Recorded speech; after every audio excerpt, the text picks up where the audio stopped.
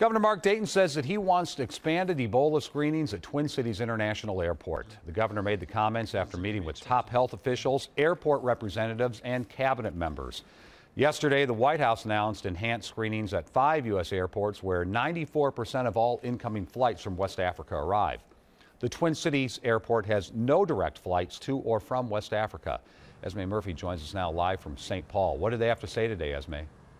Well, I can tell you, Frank, that Governor Dayton and state health officials say everything humanly possible is being done to keep Ebola out of Minnesota, but that if a case does come here, Minnesota is ready to handle it. The governor also said he wants those enhanced Ebola screenings at our airport as a precaution.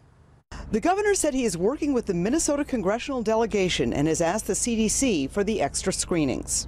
I've pressed the doctor from the CDC about what the elevated risk factor is by virtue of not having the airport operation here. And the governor said CDC officials told him the extra screenings here would provide only a small fraction of enhanced security, but the governor says Minnesota deserves it.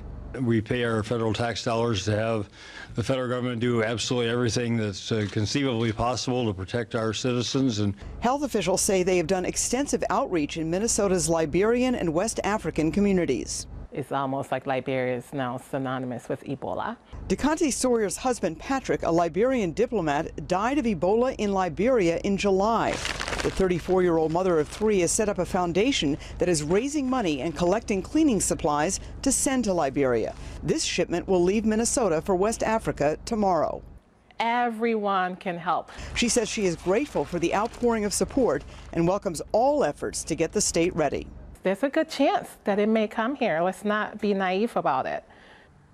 Now, the Commissioner of Health, Dr. Ed Ellinger, said today if it does come here, if Ebola does come here, Minnesota hospitals are ready. He says the health department has done extensive outreach and education work with hospitals across the state, not just those here in the metro. Esme, I don't even know if they mentioned this, but since we don't have any direct flights from West Africa, who would the governor want screened potentially at our airport?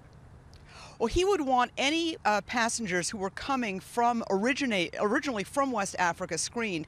Here's the deal, and what's tricky here is that the symptoms of Ebola can manifest themselves between 2 and 21 days. So it's possible somebody could be symptom-free 8 hours earlier in Newark and then possibly manifest symptoms or a fever here at Twin Cities International. That possibility, very, very slim, but that's what the governor is asking for. All right. Esme, live at the Capitol, thank you.